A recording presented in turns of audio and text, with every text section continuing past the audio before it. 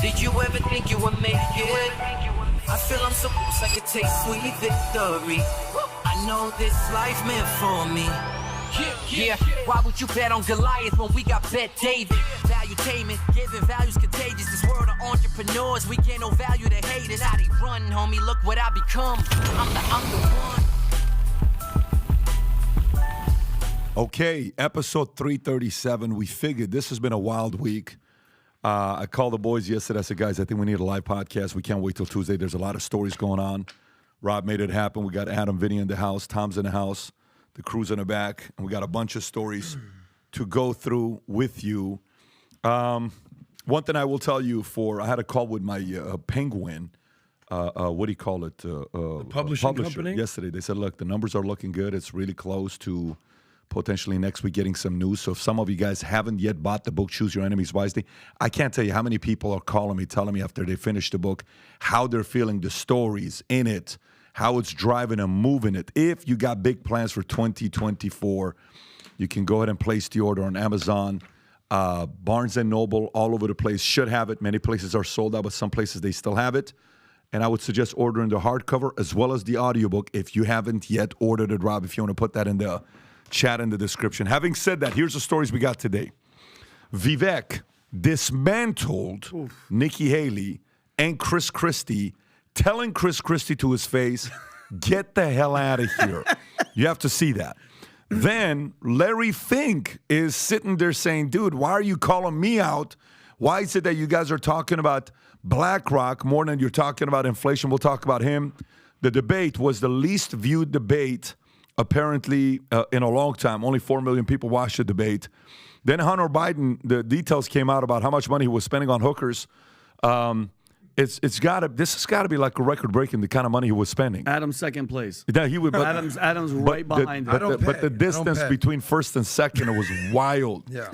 Trump-appointed judge will be seeing Hunter Biden's tax evasion case. California budget deficit swells to record $68 billion as tax revenue falls. We'll talk about that. Megyn Kelly didn't have good things to say about Trump. Megyn Kelly said Trump has lost multiple steps mentally. Now, whether she's poking a bear or doing what she's doing, it is what it is. They have a very unique relationship together. You should see what happened with Tom. These are what? These are the presidents of Penn, Harvard, and MIT, right? Getting called out publicly, and the exchange and what they couldn't admit to, which led to one donor from Penn to take $100 million of donation off the table. Meaning, that's a lot of money, guys, $100 million off the table. And billionaire and Harvard grad Bill Ackman suggests Harvard president was a DEI pick. There's a bunch of stories there that's very interesting. Elon Musk just did he's running a poll right now whether he should reinstate Alex Jones or not. We'll give you an update on that. Elon Musk calls for Disney CEO. I don't think we've reacted to it. We'll talk about that a little bit. Luxury stores are bursting with unsold stuff. If you want to buy a watch, right now watch inventory is high. Those luxury watches that were 50 grand, that were selling it for 100 grand, or that were 10 grand, that were selling for 20. Today's the complete opposite. Go to a Rolex store 3 years ago, there was no Rolex watches. Go to a Rolex store today, it's filled with watches, which means if you're a buyer, may not be a bad season. And last but not least, or if you're a looter, if you're in California, just put on a strategy. That is right. Loot in time for holidays. I never even thought California. about that. By the way, for some of you that are literal people, Tom is literally joking with you, just so you know that. Well, never seeing family or friends can lead to an early death. Oh, shit. What a warming story we have there. Okay, so let's get right into the first one here, Rob. If you want to pull up Vivek, and I say we do Vivek and put the one with Nikki Haley. He starts off there, and then we'll go with the Vivek and Christie. Watch this right here, what he does to Nikki Haley. Clinic. Yeah, I mean, it's just the look on her face.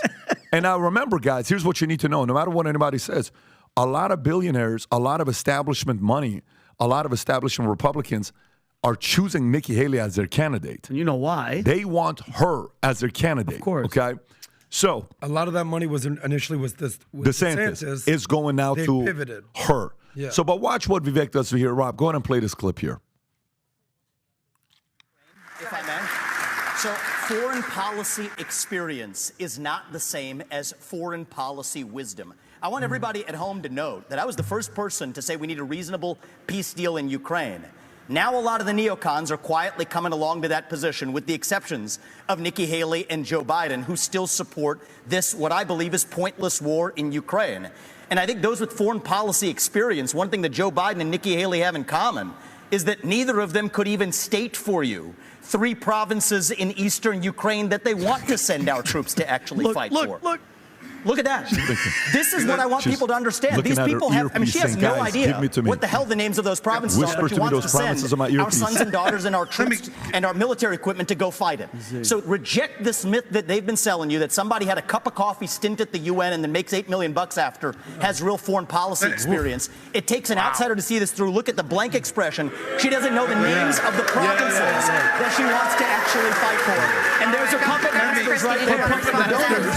The donors right there that are playing her like the puppet master. I love him, Pat. Did she respond to that? She couldn't say anything. By the way, if she knew the provinces, she would have owned him. Yeah. Instead, blank look. Provinces, yeah, she did not know. She had no idea. Tom, what do you think about when you see this, Tom? I think Vivek is saying and demonstrating what the American voter wants to see, which is some guts and some truth, and he's got facts he's backing up, but he's wrapping it up into an accusation. My daughter saw this, and I said, what did you think of Vivek? She said, well, they're probably going to say he's a jerk, but he was being very clear. And this is a 17-year-old girl. You know how we all feel in our house. But the point is, I think that's what America's feeling. America's feeling, dude, you're right. And the establishment, is referring to him as a jerk, saying that he's a petulant little brat, and trying to, but look how they're trying to put labels on what was a guy that made a very strong, clear comment. And you saw the stunned look. They were all sitting there looking back as DeSantis took 2 steps back in his heels and put his hands in his pocket. Did you see that? He wanted no part of that. He was physically showing, all right, you can just yell right across the front of my podium and just leave me be. It's funny you're saying that. There's a video that's going viral from The Daily Show. If you got that, Rob, I don't. A bunch of guys sent me this. I didn't even know what this was, and then apparently this was AI. Rob, go ahead. Rob, we can't hear. Rob, we can't hear it. 5'11". You're go back. Go back. Yeah. Remember, Ron, you are normal. You are not weird. You are 5'11". Your suit is soft, and your shoes are grown-up big boy shoes. That's it. Pretend you're listening to music, human music. Good. Check the phone. Normal style. Activate conversation mode. Hello, you're busy. Okay, love you. Bye. Come on, Ron. Be normal. You are not a bobblehead with a dry mouth. You are a big boy with a wet mouth. Activate head turn. Activate toothless smile. Good. Very good. Brilliant. Activate hand gesture. Good, that's better. Remember, you are a Ron DeSantis. You aren't just normal. You're also totally not weird. Let me respond to this. By the way, The Daily Show has not been funny since Jon Stewart left. What was his name? Trevor Noah? Oh, my God. Absolute horrible. If he ever sees this clip, no offense, you're a great guy. You see me, I'd love to have a beer with you, buddy. Least funniest host I've ever seen. Ooh, Trevor Noah? What do you mean? I didn't even know he did stand-up. He's funny whatsoever. Funny at all. So woke, so bought and sold and paid for by the left. There's one person that's super funny on The Daily Show, Jordan Klepper. You ever see his stuff that he goes out there and does? I don't watch one of those shows. Of course you don't. But right. This right here was probably the funniest clip I've seen produced by The Daily Show in years. Oh, yeah. Years, yeah. And years. I would respect Ron, like at this point, because Ron DeSantis knows people are talking. If I was him, I would open the debate like, you know what? Patrick McDavid's talk crap. I would kick the boots and just get right down to here. You don't have like what? What? Yeah, I'm short, but hey, COVID. I kicked ass during COVID. I would do that, and guess what? He would skyrocket. He just doesn't have it, dude. I've spoken with multiple people that are in his orbit. Yeah, he is a policy wonk, super smart. He just don't have that riz, that it fact. He just doesn't have it. Well, you talk about multiple people in his orbit, but you and Pat were there, along with a small group of media that was invited to the governor's mansion during the formative weeks of the development of the campaign. Yeah, so a couple weeks before his announcement. You saw it live. It's not just people in his orbit you talked to. You guys saw it live. It's just stiff and uninitiated person. Pat, I'll let you respond to this, but typically this is just unsolicited advice to the governor. respect you. I would vote for you a million times over Gavin Newsom. Somehow Gavin Newsom won that debate when all the facts were on DeSantis' side. But when you get into a room, and it's how many people were in that room, Pat, in the governor's mansion? 18 to 20 people. Just hot tip for anybody starting a speech. Don't just go straight into facts. Just be like, guys, so happy you guys are all here. How you doing, buddy? What's good to see you, man? All right, cool. With that being said, we're going to have a great conversation today. Now let's get started. You don't start a speech with, hi, guys, the GDP of Florida is, and then the people in Publix and the teachers union. It's like, dude, like just give it a quick little intro. Say hi. It was a little, too wonkish. At this point, who do you think was the person? I know we talked about it once.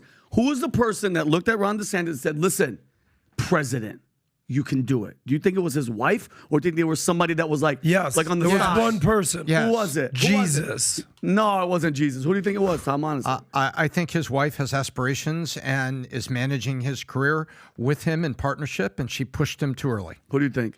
If you had to guess, I think it's himself. I think it's himself, and then his wife encouraging, and a bunch of other people. But you have to the filtering to know what flattery is. It's such a hard filter to have. Most people don't have it because you want to hear somebody say things about you that, like, imagine somebody comes to Tom and says, hey, you know, without you, Pat would never do anything. You know that, right? I don't think Pat gives you enough credit. And Tom buys that flattery. yeah. In that moment, Tom may independently be like, I kind of agree. You're right. Okay? And say, I'm not part of that discussion. And he buys into that. Say somebody comes to me and says, hey, Pat, just so you know, without you, Tom wouldn't be anything, right? Because you're giving him the eyeball. And I'm like, well, yeah, I'm giving him the eyeball. You can't fall for it. It's a trap, right? So somebody came in, and the biggest thing that hurt his chance of being a president, they told him you can do it without Trump. Yeah, they told him you need to go after him. And that decreased his chances of ever being a president by a big margin. Listen, this doesn't mean he can't be a president. He can. Mm-hmm. A lot of weird things can still happen today. But let's just say, Trump's out of the equation. Say Trump's out of the equation. Yeah. Flat out say Trump's not going to be running. Something happens, he can't run. Where's the MAGA vote going to be going? To DeSantis or to Vivek? Vivek. To Vivek. Of course. So even that he's not going to get. Yeah. So he told the MAGA crowd, look, you're delusional in a way. He didn't say that, but I'm saying is the position he took. But this is more about Nikki Haley right now, guys. Nikki Haley and Christie, the way they set this up, because if it's 5, they've always put DeSantis right in the middle. They've always had DeSantis. If it's odd, the number one guy is in the middle. Right. And Vivek went from all the way in the outside, and he's worked himself right next to. It's like in Mr. Olympia. What happens is when they're doing shows, the best bodybuilder physique is in the middle, and let's just say you're on the outside, and last year nobody looked at you as a competitor. Yeah. The next thing you're posing next to the main competitor, Yeah. they're like, oh shit, this guy could be taking it. Yeah. And that when Jay Cutler beat Ronnie or Ronnie beat all these other guys, it kind of works like that. So Vivek's worked them, but watch the way they positioned it. They put the two establishment guys right next to each other, Christie and Nikki Haley. They put the one that is somewhat a hybrid between establishment and non-establishment, which is who? DeSantis. He's a hybrid. And they put the non-establishment all the way to his corner, which is who? Vivek. Now, Rob, do me a favor. Go to the longer clip with him and Christie where he dismantles Christie and what he tells him. Is this the one that you have? Or go ahead and play this clip. Let's see if the audio plays. If not, just back it up. Okay, perfect. That's fine. Watch this. We learned 3 things. We learned 3 things right there. First of all, Christie also doesn't know what provinces in eastern Ukraine he actually wants us to fight for. Look at his face. Chris, your version of foreign policy experience was closing a bridge from New Jersey to New York. Yeah. So do everybody a favor. Just walk yourself off that stage, enjoy a nice meal, and get the hell out of this race. Such a beast. You're going to actually send your sons and daughters to go die in somebody else's war. Excuse me, Chris, I'm speaking, and I'm not done yet. You had your chance, and we're going to be done. So listen up to this. If these people want to send your sons and daughters to go die in Look Ukraine, what he says. they've been arguing for it for a year. $200 billion of our taxpayer money sent over. Neither of them could even name for you the provinces that they actually want to protect. And this is the people who have been touting their Nikki's so-called foreign policy experience. She's scrambling. It is intellectual fraud. These people are lying to you. The same people who told you about weapons and mass destruction in Iraq to justify that invasion didn't know the first thing about it, yet they sent thousands of our sons and daughters to go die. The same people who told you the same in Afghanistan, where the Taliban is still in charge 20 years later. $7 trillion of our national debt due to these toxic neocons. You can put lipstick on a Dick Cheney, it is still a fascist neocon. Thank and you, you Mr. have to see that Ramaswamy. today. Thank you, Mr. It's Dick Ramaswamy. Cheney all over again in this party. Thank you, Mr. Ramaswamy. Can I tell you the best thing that ever happened to Vivek?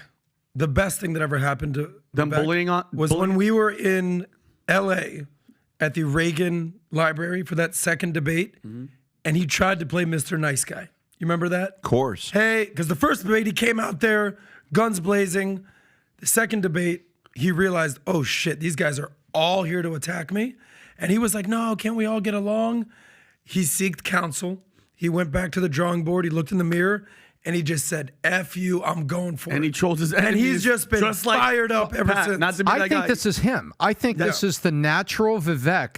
He has facts that he puts together along with the assertive argument, with the you know, the kind of the nail on the head. You know, go have a nice meal, get the hell Adam, off the nail stage, that. right? Yeah, using my line. But that is Adam's line. Yeah. No, but I think it's correct. I think you're seeing the real Vivek. The real Vivek has facts, and he argues with facts, but he also wraps them with a punch. Yeah. And that's what I think. This is the real guy. We saw him at intermission. We walked up on stage and talked to him for about 1 minute.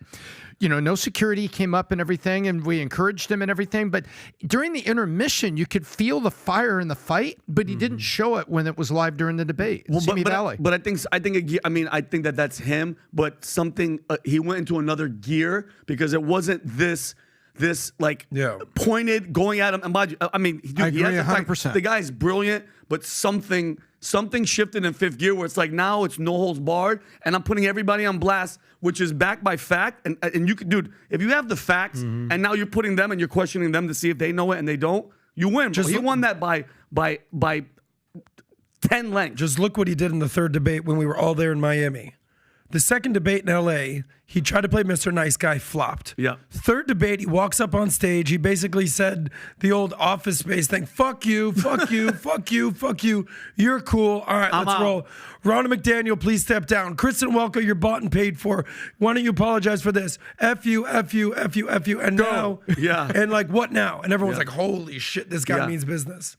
By the way, you see that the way Vivek is pushing.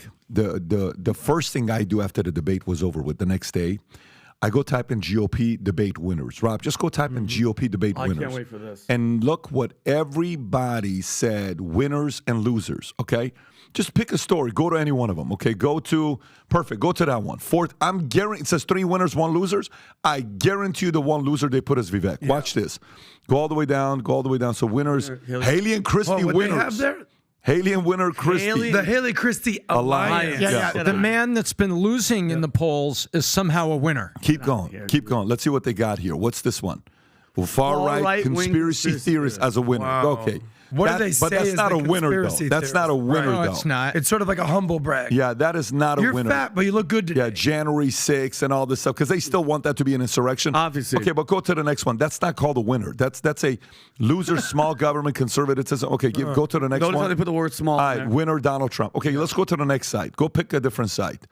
Go to let's see what what is it? Okay, go to that one. Let's see what The Hill says. The Hill, yeah. And then go to New York Times. Okay, so here's The Hill. Winners and losers. Winner, Ron DeSantis. Look how confusing this is. So Ron DeSantis, the winner. Keep going. He was the loser in the last one. He's right? Yeah, that's right. They're saying he's the winner.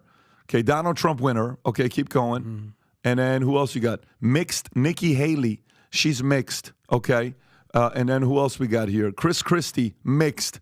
And then go all the way to the bottom, and guess who's the loser? Let's actually read this. The number of voters holding an unfavorable opinion of Ramaswamy has sharpened in poll recent summer. He likely spiked those numbers Wednesday, condescending line of attack against Haley, suggesting at least metaphorically that she didn't tell the difference between the United States and Israel. Even drew Christie to come to Haley's defense. Described a piece of paper alleging corruption was far too obviously a pre-planned gimmick. Ramaswamy also continued his tendency to pump oxygen into conspiracy theories while relieving himself a silver deniability.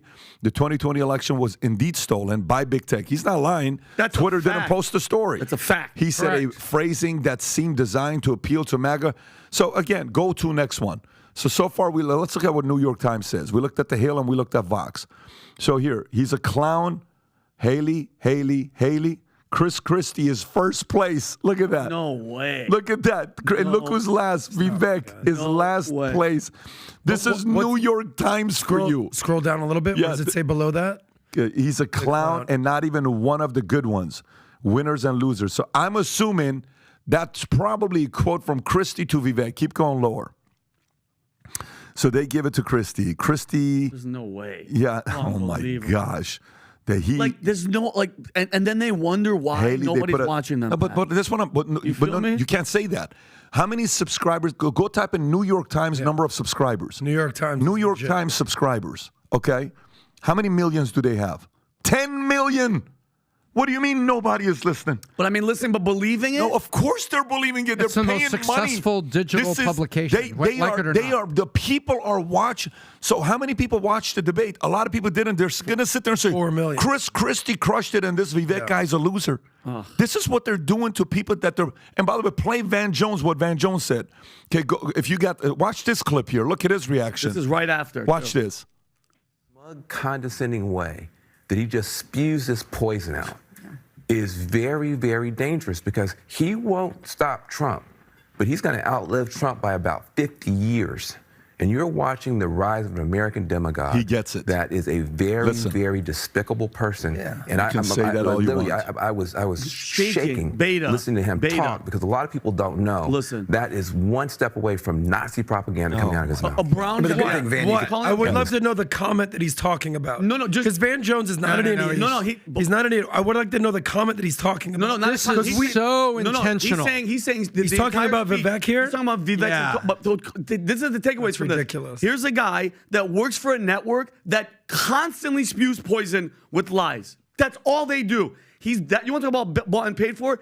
As a grown man, were you shaking from what Vivek was saying? Because it's the truth. It's the truth. When he said January 6th inside job, 100%. 100%. What's making you shake? And by the way, he has to be that guy because Trump didn't talk, so they have to have him. What was he supposed to say right there? Yeah, I mean, dude, Vivek guess kicked everybody's what? ass. But Hang on, guess what? CNN production meeting, Van Jones. Y'all, you better take this guy seriously. I got a plan. I got this. Give me the point at the 8-minute mark. I'm going after him. Yeah, I was shaking. That's Get the hell outta CNN here. pre-production Let me meeting. just tell you what this guy's got. Here's what you got to give Van Jones credit. He's right. Vivek's going to be around for 40, 50 years. Yeah. That part. And you're going to have to put up with him. And the guy is probably the most annoying guy to people like Van Jones. He is fearless. He is He has his own money. smart. He is educated. He has made his own money. He's doing his thing. He is well read. He has outworked everybody. He's on every single show, podcast. He's not said no to anybody. We offered Nikki Haley. She was supposed to come here the day the debate was in Miami. Last minute, oh, we just can't because of all this other candidate. Chris Christie, oh, last minute. Credit to RFK, just did a town hall. Credit to DeSantis. He came over here. Credit to Vivek. He's come here a couple times. Nikki Haley, establishment doesn't want to come. Why don't you want to come and sit down? Why don't you want to do this? They understand a guy like Vivek is going to be annoying, talking shit about these guys for a very, very long time to come, and they're going to hate it. By the way, it's so bad that even Larry Fink had to respond to Vivek. Here's a story with Larry Fink talking about Larry Fink dismisses sad criticism of BlackRock and Republican debate. This is a Financial Times story. Larry Fink has criticized Republican presidential candidates for repeatedly mentioning the asset manager during a recent debate, calling it a sad commentary on the state of American politics.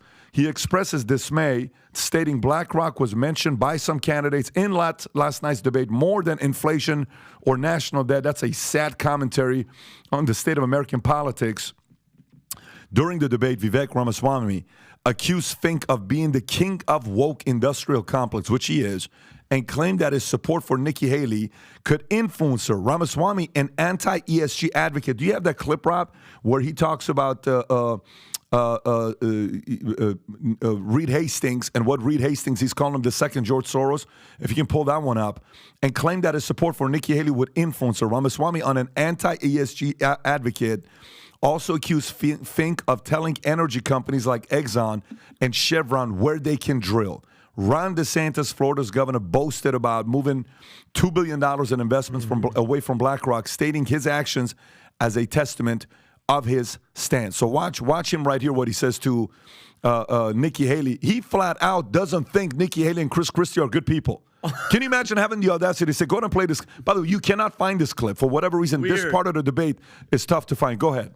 Somebody in the White House who absolutely is going to be a fighter when it counts. And I did say that there were some good people on that stage in that third debate.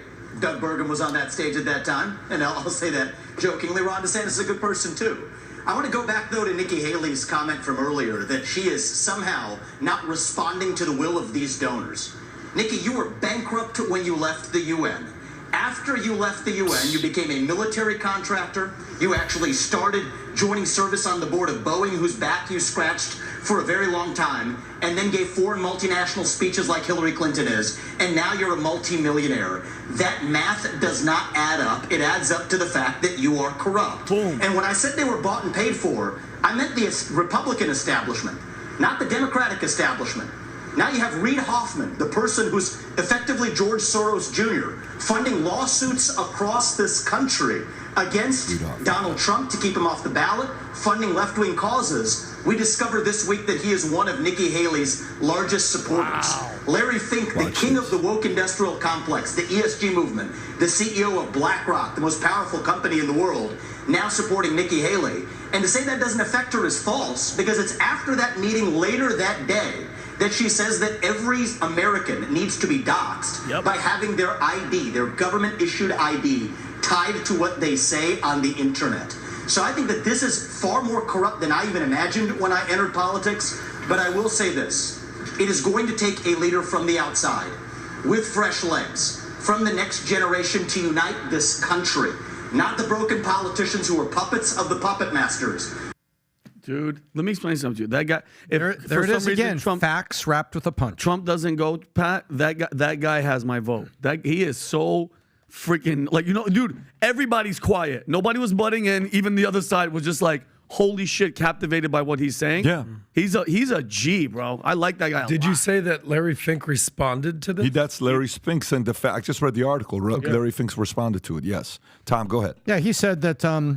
Some candidates are mentioning BlackRock more than inflation or the national debt. That's a sad commentary on the state of American politics. The reason he said it's a sad commentary is because he doesn't have a rebuttal point, a fact-based rebuttal point. What he's really saying is, damn it, how did BlackRock become the flag-carrying noun for the problem of the financial services industry? It's all of us. Why don't you bring up Citadel and Ken Griffin? Hang on, I got to make a text. Ken, I'm really sorry. Yeah, he says, why don't you bring everybody else up? That's what Larry Fink is saying, is how did BlackRock become the noun for be the flag carrier from the private equity groups like BlackRock are buying up American single-family homes, like BlackRock are pushing ESG agendas. He doesn't want to be that flag carrier, but guess what? You're the biggest, you're the largest, you're the most visible. You've said it, and congratulations, you're the flag carrier. Yeah, he's going if from how you're listening to him, the swamp, the left, the establishment, all this. He's not going away for 50 years, but he has to watch himself in the fact that look what they're doing to Trump, what they did to Trump right now. He has to be kind of on high alert. You know what I mean? Because he's about to take that mantle of Trump, because no matter what, like you said, he's not going in. That voice, that following, he's not going anywhere. Should he be worried? Did you guys see? Should he be worried for his life? Not life and all in general, because they're gonna be watching him. Listen, anytime you just have to realize the one thing about think about the profile of anti-establishment, and think about the profile of a human being of establishment. What is the profile of those two types of people? Okay, the anti-establishment profile is somebody that is pro-freedom, that's somebody that doesn't like to be controlled, somebody that has a mind of their own, somebody that has their own opinions, somebody that is not afraid to talk to anybody. I'll sit down and have a conversation with you because they're willing to debate. The anti-establishment ideals are that. They are against people controlling you and I and calling those people out. Now go to the establishment. The anti-establishment community is the minority. The anti-establishment community is like, imagine you're a minority, going to a school, you're the only Mexican in that school. You're the only Middle Eastern in that school. You're the only black kid in that school. Okay, you're the only Jew in that school. You're the only Christian you're the only Muslim in that school. You're a minority, right? Anti-establishment community is all minority. Why? Because the establishment owns what? The establishment are the people that went to Harvard, are the people that went to the schools. By the way, Vivek is a school guy as well, but these guys that go to the schools, they're all of a sudden hooked up together. So meaning, hey, I'm going to do favors for you. You're going to do this for me. You're going to come and work for the mainstream media, establishment. You're going to come and work for this paper, establishment. New York Times, establishment. WAPO, establishment. You got CNN, establishment. Even Fox, NBC, CBS, establishment. These are all establishment people who protect each other because they have the card to get into the club. And these guys are willing to give up the card. These guys don't care about being the cool guys entering the club. These guys simply want to be the guys that this is what I stand for. So the group here is massive. They have a lot of power. This guy, Reid Hoffman, he's talking about, he's the founder of LinkedIn. Yeah. He's the guy that, Reid Hoffman is a multi-billionaire that started LinkedIn. PayPal Mafia. He is one of the OG guys, and he called him George Soros Jr. So, however, what the anti-establishment is doing is going against the grain, and the people who feel they have that profile, they're relating to it, and they're sitting there saying, I'm interested. Why is this guy talking like this? If we purely took one data, who grew the most on Twitter the most from the day they announced they're running till today? Oh, not even close. Vivek. Do you know what the numbers are like? I remember you showed it. Oh, but it's astronomical. And somehow Pence went down. It's 2-3x since we talk about that. Oh, wow. It's 2-3x since we talked about that. As it should be. No, he's given that message and he's challenging a lot of people. He's getting people thinking. Anyways, let's go to the next story. Next story is what happened with the college university. So this last week, Penn, folks, this is going to be very disturbing. Rob, if you can pull up that one clip. So you got the president of Harvard, you got the president of MIT, you got the president of Penn being grilled here, and look at their answers and their response. And afterwards, I'm going to tell you what happened with Bill Ackman. Some people pulling $100 million out. But first, take a look at this clip. Go ahead, Rob. Dr. Kornbluth, at MIT, does calling for the genocide of Jews violate MIT's code of conduct or rules regarding bullying and harassment? Yes or no? If targeted at individuals, not making public statements. Yes or no? Calling for the genocide of Jews does not constitute bullying and harassment? I have not heard calling for the genocide for Jews on our campus. But you've heard chants for intifada. I've heard chants, which can be anti-Semitic depending on the context, when calling for the elimination of the Jewish people. So those would not be according to the MIT's code of conduct or rules? That would be investigated as harassment if pervasive and severe. Ms. McGill, at Penn, does calling for the genocide of Jews violate Penn's rules or code of conduct? Yes or no?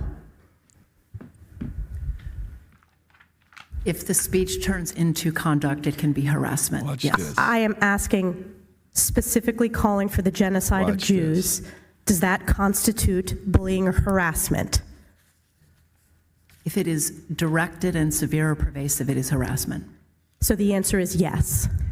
It is a context-dependent decision, Congresswoman. It's a context-dependent decision. That's your testimony today. Calling for the genocide of Jews is depending upon the context. That is not bullying or harassment. This is the easiest question to answer yes, Ms. McGill. So is your testimony that you will not answer yes? If it Watch this. is, if the Yes speech or no? becomes, if the speech becomes conduct, it can be harassment. Yes. Conduct meaning committing the act of genocide? That is the dumbest thing. The speech is not harassment. This is unacceptable, Ms. McGill. I'm going to give you one more opportunity for the world to see your answer. Does calling for the genocide of Jews violate Penn's code of conduct when it comes to bullying and harassment? Yes or no? It can be harassment. The answer is yes. And Dr. Gay, at Harvard, Does calling for the genocide of Jews violate Harvard's rules of bullying and harassment? Yes or no? It can be, depending on the context. What's the context? Targeted as an individual, at an individual. It's targeted at Jewish students, Jewish individuals. Can you believe Do you that? understand your testimony is dehumanizing them? Do you understand that dehumanization is part of anti-Semitism? I will ask you one more time. Giving her a chance. Does calling for the genocide of Jews violate Harvard's disturbing, rules by of the way. bullying and harassment? Yes or no? Anti-Semitic rhetoric. When it And is it crosses into anti-Semitic rhetoric? Anti-Semitic rhetoric, when it crosses into conduct that amounts to bullying, harassment, intimidation, that is actionable conduct, and we do take action. So the answer is yes, that calling for the genocide of Jews violates Harvard Code of Conduct, correct? Again, Why is it so depends hard? on the context. It does not depend on the context. The answer is yes, and this is why you should resign. These are unacceptable answers across the board. First of all, you see this is like by far the worst commercial one could play. Tom, as a parent, you know a lot of these schools, you know their numbers, you know where they're at, you know what they're doing. One, what is your reaction when you see what they're saying? Is number two, what do you think the consequences are going to be of this? So I'll take it down 3 levels. Level number 1, Penn was on the short list for my daughter, the very short list. Penn at Wharton has a great undergrad program where you can also be across campus with an American history degree. And then Bailey wants to go get her MBA. What better place than one of the finest business schools, Wharton, in the U.S.? And we took it off the list. And when we saw what happened over the last year and a half. And by the way, for some people that are watching saying, what do you think you're going to take it off the list? Who do you think you are? His daughter got 1560 on her SATs out of 1600. Yeah. Trust me, this is a very qualified kid, girl, young lady that's got a 4.6 GPA, incredible citizen, incredible at what she does. And she was somebody that could get into Penn. Go ahead, Tom. Yeah, go for it. She was also editor of the yearbook and dedicated herself to making sure that the pages of the yearbook showed everybody and included everybody, not just your own picture as a student in 11th grade, 12th grade or whatever, but that you were represented beyond your sport, beyond your yearbook picture. So Bailey's very committed to the inclusive nature, in modern society and ensuring people are there. But we said no. So the first level is, as a parent, I'm now glad that, she's not, on her way or in consideration there. But the second point was, you have to understand why I sat back at this last night and I looked into it and I said, why didn't they say yes? Because if they said yes, they have to go back to the campus where they've had Palestinian protests for the better part of a month, and they got to go back and do something about it. That's right. They were going to have to go back and do something. And they are coached. These are lawyers. These are lawyers by trade. And they were sitting there. If you're asked about that, if you say yes, we have to come back and take action against all of a month of protest. Yeah, filibuster. Maybe we would have to suspend a club's ability to gather on campus. Maybe we'd have to kick them off campus, saying, hey, your club is full of hate speech. You have to kick them off campus. And so I think they were worried about answering it that way. The next thing that happened is they forgot where the real power is. The power at Penn is not in the wallets of the art history students. The power at Penn is the major donors to the Wharton Business School that rolls up to Penn. Yeah, the power of the pen cutting the checks, you mean. Yeah. Thank you. Exactly right. I'm not laughing at but you make a very ironic and correct point, Adam. That's where it is. So that's my response. They couldn't answer the question in a certain way because it would have caused them to have to go home and take action. Mm-hmm. Well, now they may have to go home and take action because there are Israeli demonstrations planned today, this afternoon, on Harvard Yard. And if you don't think that those organizations that were pro-Palestinian are going to be marching on Harvard Yard, I think we're going to see it come to a head. But these leaders put themselves in horrible positions. They were checkmated because if they answer it one way, Earth collapses on their head. Exhibit A. If they answer it the other way, they got to go home and clean up what they've been allowing in terms of anti-Semitic rhetoric for the past 2 months, not 2 months, but since October 7th. Well, that's been over 2 months, and I know you're about to say something. Yeah. So basically, they wouldn't answer, Tom. But what they were saying is basically MIT and Harvard and all these that you can scream out loud, we hate Jews, Jews die and everything. Just as long as it's not pointed at one person, they can't call it hate speech. And let's not forget, Sally Kornbluth from MIT, you know what she is, right? She's Jewish. How is she sitting there as a Jewish woman and not being able to answer that being openly anti-Semitic isn't bullying or harassment or anti-Semitic? That's unbelievable. What do you think happens if that congresswoman was a person of color and was asking, would calling for the genocide of African Americans, Hispanic Americans, pick your list, constitute bullying, racism, and be unacceptable according to your standards of conduct and call for action? They would have said, absolutely, Congresswoman, absolutely. Of course. So we had an insurance meeting this last week, and one of the very, very powerful executive in the insurance industry, he's a president, he does very well. He's known, he's gone to Penn. And he's a Jew, but he's also a Democrat, okay? And he comes and starts talking with me. I love this guy. And we started having a conversation with him.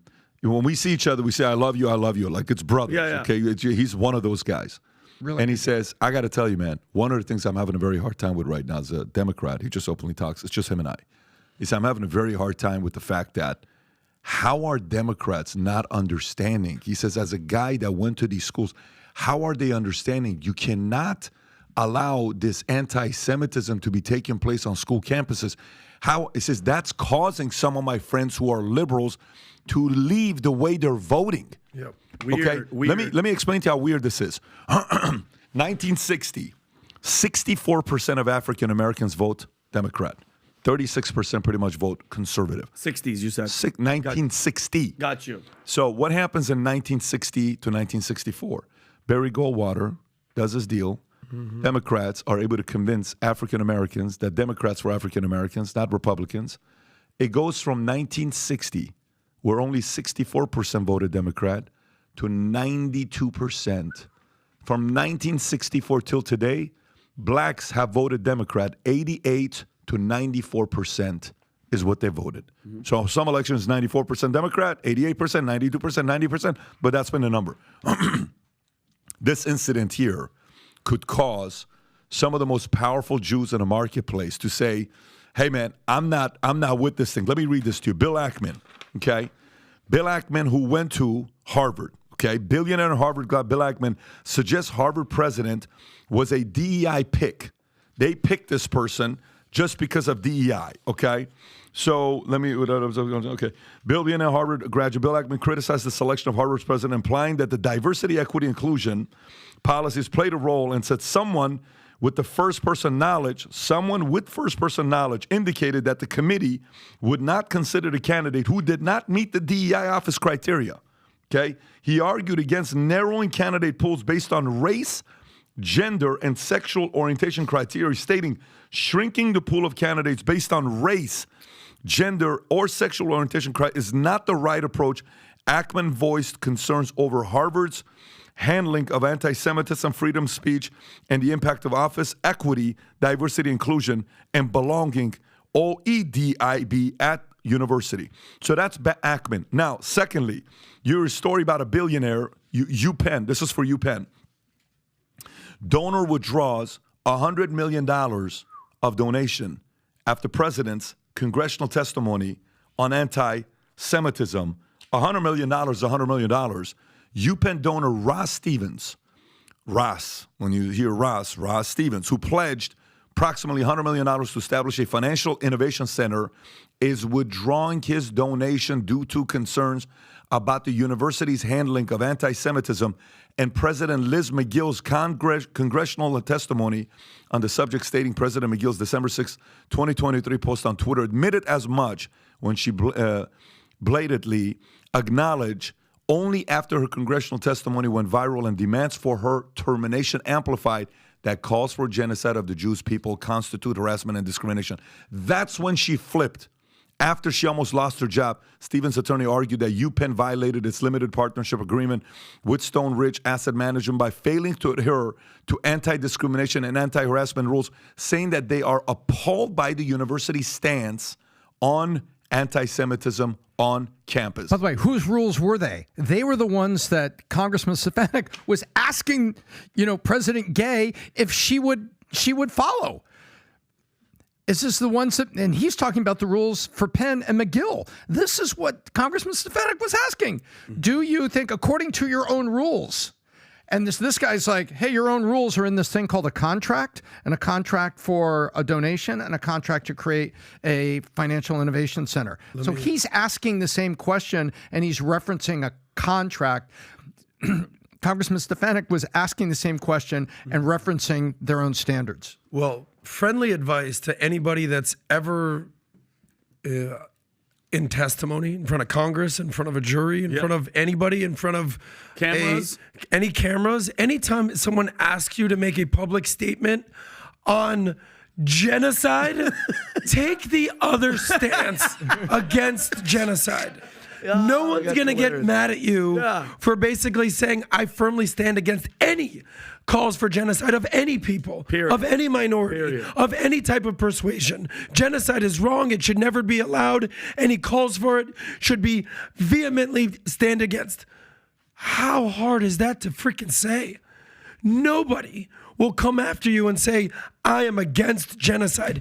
How dumb are these fucking leaders of these major schools? Let me ask you a question. Yeah. What is the likelihood, okay, over under, what is the likelihood that those three had a conference call or a meeting and or were prepared and role-played questions that we're going to ask and how to react and how for all of them be on the same page? What is the likelihood that that took place? I did some calculations over the weekend. I think it was 105.62%. Of course. 105.62%. I'm going with that. Well, how about this? If there's anything that you were doing, it was tallying up percentages. What is I guarantee the you. likelihood that three presidents of three of the most prominent schools, two based in Boston, by the way, one in Penn, about an hour or two down the road, actually even knew each other before this congressional hearing? 1,000,000%. Of course, yeah. They probably have each other's numbers. They've probably been in contact. Of course. So the fact that they're coming into Congress right now to have this testimony, they thought, like, they're not on the surface idiots. No, of okay? course not. Of course. By the way, this was the most viewed congressional testimony in history. Whoa. Okay? History has spoken. So, Oh, Did wow. you know that? So they can go home and tell their family they're Here it is right famous. here. well, and Adam, while you're looking at By that, the way, cool is is it that? really the most? This is Wall Street Journal, the pathetic Wall Street Journal. The pathetic testimony of the Harvard, Penn, and MIT presidents have been viewed more than 1 billion times worldwide, making it the most viewed congressional testimony in history. Deservedly so, because it shocked the conscience of the world.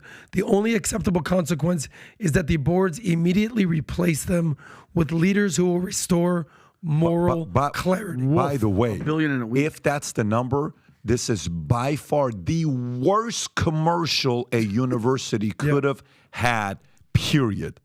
The worst commercial you could have had, period. There's not a worse advertisement for universities than what just happened right now. And because Pat, you said the Jewish donors, like they're jumping ship, right? What's the percentage? I mean, I don't know if there's a stat for Jewish people that vote Democrat, and how much do you think that's going to change that? 65%. Jews are 60. Do you think that's going to shift it, Adam? It's been 2/3, 1/3. Vinny, great question. Do you think that's going to change votes? 1,000,000%. Fuck yeah. There good. should be. Good. A lot of Jewish people, and a lot of people for that matter, just with a brain that's looking at whatever is going on this progressive left woke Hamas caucus. Okay? That should be saying, hey, I voted this way for a while, and by the way, guilty as charged, because I was a JFK Democrat, a Bill Clinton Democrat. If you were a JFK Democrat or a Bill Clinton Democrat, you would probably be a Joe Manchin Democrat, which is pretty much a moderate Republican at this point. But if you look at the infectedness of what's going on the progressive left, it's disgusting to watch. And at the end of the day, you could look at the people on the far left and look at the people on the far right, and anybody that's far left or far right, extremism, I do not advocate that. But at the very least, you could say that the people on the far right love America. The problem with the people on the far left, they actually hate America and what America stands for. I agree. And they're trying to rewrite history in this progressive, woke way. And to me, as someone that's basically been sort of politically homeless for the last handful of years, I don't know. I'm not really trying to, storm the Capitol. At the same time, I'm not trying to fight for Hamas. Where do I land here? But moral clarity is completely seen in these institutions of higher learning presidents, and they can't even take a stand against genocide. We've lost our way. And great point, Adam. And you mentioned this a bunch of times, and this was I want to say a month, maybe 2 months ago, when I was like, Patrick, everything. How do people not see it? And you sat right here, and you said, give it time. You go, bad policies, bad ideas, bad things, they come to light. And this was one of those moments, Adam, where I went, oh, shit. I can't believe that they're saying, you can't say out loud that screaming for a whole race of people to be exterminated, you can't say that out of your mouth. Holy shit. By the way, lay up hands. You know 3 out of the top 6 universities in the world with the biggest endowment are those 3. 100%. 3 out of 6. Harvard's number 1, and I think Penn and MIT are 5, 6. Harvard's got around 50 to 60 billion. The other 2 have 20 to 30 billion dollars of endowment they're sitting on. Do you know what's happened to them the last 3 years? These are frauds. They told the American people they're about higher education. During COVID, kids are not going to school. They're not staying on campus. They're not going out there and eating the food. They didn't lower the money, the tuition for parents to pay by a penny. They still expected you to pay as if your kids are on campus, going to school from home on a Zoom. They said, you still have to pay the full price. Think about what a dirtbag mentality. And they're sitting on $51 billion you're sitting on. One, you did that. 2, your woke bullshit you're doing, your LGBT stuff that you're feeding down kids' throats, your hate of America, and then now you're showing us with this, your standards. Imagine as somebody that's raising kids saying, I want my kids to go to this school. Are you out of your flipping mind? Have you lost your mind? And we're supposed to send our kids to you to lose them? I was at Harvard in 2016 when Hillary and Trump are debating. The debate where they said, because you'd be in jail. That debate, I watched it in Harvard in their chow hall with 300 other people. Harvard's chow hall is an Asian man that paid for the restaurant where you eat the food. It's called chow, C-H-A-O. I'm sitting there. Vinny, there was not one person of the 300 people that supported Trump. Wow. 100% of everybody who was there watching this were 100% for Hillary Clinton. Not one person. Not one person. Jeez. I go back the next day and I bring it up to the professors. I said, why is it all of you hate Trump? No, we don't. There's not one of you. Are you going to vote for? Oh, no, I would never vote for him. I said, I'm supposed to come to your school and every single one of you hates Trump? Is that really debate? Is that really how school's supposed to be?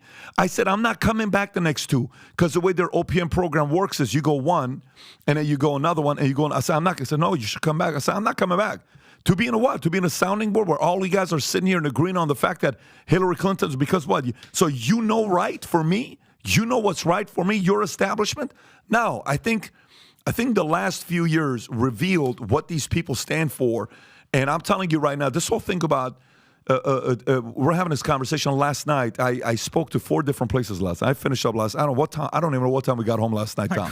1 a.m. 2 a.m. No, literally. I saw videos of you of like 10 different locations. I'm here. First of all, the last few weeks have been insane. But so I'm going to all these different places, and I'm sitting there talking about what decision Tom and I made. Parents, listen, parents. Academics is important. Studying and learning to do homework and all that stuff is important. Yes, I'm not going to sit here and say I'm okay with my kids not doing it.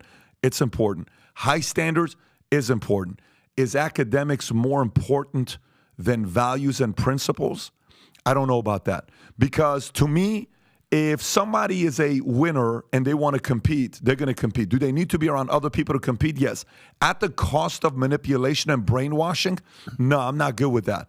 Can you still create a climate for your kids to be able to debate and be around other guys where they can kind of stand up for themselves? Yes. Is there a benefit of going to a school where the school is 70% Democrats and maybe you're conservative, but they're actually reasonable human beings? Yes, I think there's a benefit to that because your kid's going to learn how to debate. But today, that's not the case. Out of 13 professors, Rob, pull this up right now. What percentage of professors are Democrats to Republicans? For every one conservative professor is 13 Democrats. What? Yeah. For every one conservative professor, I'll find this article for you. It's either 13 to 1 or 12, something like that. I'll show you. It's 13 to 1. It's like 5%. Professors. Yes. That is bananas. 13 to 1 is not in a monopoly rule. You call that. There's a 16 to 1. That one right there. Go to that one right there. Now, UNC, it's 16 to 1. How recent is that article? How long ago is that, by the way? And I said 13 to 1. I was being friendly. That's a year ago. That's a year ago. I remember in 2020 when we were talking about the election, it actually was 13 to 1. So it's only gone up since then. Here we go. Business Insider. Why are so many professors Democrats? This is 2016. A college professor wrote a biting explanation why so many professors are Democrats. Out of 13 professors, 12 were Democrats. Okay, and this is 2016 when it was a 12 to 1 ratio. Now it's a 16 to 1 ratio in the same university. You're sending your kids to be baptized by these guys. It ain't even fair. It's like bullying. Imagine you're fighting with 16 other people, 13 other people. Nobody else can be in there to do that debate with you. That's the climate we have right now with some of these universities. This is the problem with the woke DEI agenda, because they're focused on race, on sex, on gender, on sexual orientation. But DEI, what I would want on campus, on institutions of higher learning, are diversity of thought, of different ideas, what we do on this show. The beauty of what PBD said, let's get a bunch of guys with different opinions, let's work this shit out. But what happens on these college campuses is they basically exclude anyone with a different thought of them. Let a Ben Shapiro or Charlie Kirk try to show up on campus. Oh, forget. Good luck, guys. What do you mean? They don't. Let a Hamas terrorist show up on campus. Thank you for coming, Mohammed Akhtar Abadjod. Yeah, let's show you the basement. Come on in here. But exactly what PBD talks about, policies of consequences. So here's what's going on here. So Louis Brandeis, the Chief Justice, there's a school named after him, called Brandeis, said, sunlight or transparency is the best disinfectant. We are disinfecting what is happening on these woke college campuses. And Pat talks about institutions of higher education. These are institutions of higher indoctrination. And it's becoming completely obvious. So if you look at what's going on at Harvard, you mentioned this earlier, Dr. Tom Bisdock. Harvard, just this year, placed dead last among 248 universities on the Foundation for Individual Rights and Expressions college free speech rankings, receiving only a score of 0 out of 100. I don't even know what the hell that is. And you're saying that in second place, aka second to last, is Penn at 247. Correct. How do you get a score of 0 out of 100 on Harvard's Foundation for Individual Rights and Expression? But here's something for you. I don't know if you can decades of Trump. I don't know if you can look at this. This is on the Wall Street Journal. This is the leader, the president of Harvard's gay. So here's the article. Harvard bans cis heteroism, okay, heterosexism, but shrugs at anti-Semitism. So what constitutes bullying and harassment at Harvard these days? Mandatory Title IX, you've talked about this. Yeah. Warned that all undergraduate students are banned from cis heteroism, okay, fat phobia, using the wrong pronouns. Any of that would be called abuse and violence on campus. Violent. Calling someone fat. Calling someone fat. Even worse. Is violent. Well, what do you Fat is violent, but genocide of Jews. Context. Hey, look We the need other context. way. Yeah, what do you mean by genocide? What kind of The genocide? worst thing for these school presidents is for the average American to know their names. Oh, Did any of you know any of these leaders' names before today? Gay, I was like, what? Shit. And by the way, now for somebody that wouldn't. By the way, I don't even know what I scored on my SATs. That's how bad it probably was. Now I'm just like, to hell, Harvard, Schmarvard. But shout out to Elise Stefanik, I love Republican representative from New York. I think she was the first Republican to win in her district What since is she? the I don't know 90s. is she just Italian? She's in the no. I don't even know what she is. Doesn't matter. might be She's just a Italian. person But with she's stepping up. moral clarity. Okay, Where's she from? Early life. she's from New York. She's a representative of New York. She's Czech. She held all three of these to the fire. leaders of the highest institutions of learning in this country. She made them look like absolute morons. Can I ask you a question? Did the Republican side question these people as well with that much vigor? She's the Republican. I'll say, who's the Democrat? Were there any Democrats yelling at these idiots? There actually was. That's what I'm saying. You know what I'm saying? There actually she's was. the only clip that basically I've seen. Did anybody else dig into them on the left? Like, was there any Jewish people that are in Congress that were like, yo, what are you talking about? Or did they stay quiet? You know what I mean, Pat? That's the only viral clip that I saw. Well, where were all the people on the other that side? ridiculous clip makes it to the news, it just takes all the oxygen out of the room. Nobody spoke on anything. It's the most viewed congressional hearings ever. And $1 billion in a week? In a day, Vinny. Oh my! It was a day? It was yesterday. Oh my God! Unbelievable. That's good for her. And by the Good way, for them. watch what this leads to. So now, Pandering to voting blocks. this morning, I'm at Dylan's got a game, so I run up to it. He's playing, and at the same time, I'm meeting with a guy. We're having a conversation. He's a big producer in Hollywood and done work. Everybody knows some of the work this guy's done. We're having this conversation together. And then the conversation leads to what's going on with Hollywood, movies being made, who's winning, who's not winning. And some are going far left. That didn't work. Some are going far right. That didn't work. And Hollywood's about coming down more about just purely entertainment. And if you want to give your message, maybe subtle, but not crazy entertainment. So then Elon Musk, we haven't reacted to this. Yes, last week with Bob Iger, he's got a feud. So he's being interviewed, New York Times. We've not reacted to this yet, right? But before you would give that, did you see what he said about this exact situation that we just talked about? What? So Sam Altman, who is Jewish, that it was, we covered what's going on with him. So this goes to your point. Sam Altman, he's the chat GPT. The nice man who 3 weeks ago had a very busy weekend. Exactly. He made a post basically saying, oh, wow, anti-Semitism on the left is way worse than I thought. And Elon Musk tweeted, yep, agreed. So like, I get I know we're moving on to Elon Musk and what he did with Bob Iger and everything like that. But just to kind of wrap that up with a ribbon on it, basically here it is. I don't know. For a long time, that anti-Semitism, particularly, was on the American left, was not as bad as people claimed. I'd like to just state that I was totally wrong. Right. I still don't understand it really, or know what to do about it. But it's so effed. Okay. And then Elon Musk says yes. Yeah. So then Elon. All these people, just to be clear, all these people, whether it's Elon, whether it's Sam Altman, whether it's Bill Ackman, these guys were all voting on the left. That's right. Just a few years ago. Just a couple years ago. Now they're running to the right. So Elon is being asked this question about the positions he's making and the comments he's making and whatever he's saying. By the way, some of this stuff he got comment for being considered an anti-Semite. Some people said to him about the comments he was making. But watch this interview here with New York Times and Elon, and look how Elon reacts to specifically calling out Bob Iger at the end. Go ahead. If you will. That this had been said online. There was all of the criticism. There was advertisers leaving. We talked to Bob Iger today. I hope they stop. You hope? Don't advertise. You don't want them to advertise? No. What do you mean? If somebody's going to try to blackmail me with advertising, blackmail me with money, go fuck yourself. He doesn't know what to say. Look at the guy. He knows this video is about to go viral. Go fuck yourself. Is that clear? I hope it is. Hey, Bob. You're in the audience. Hey, Bob.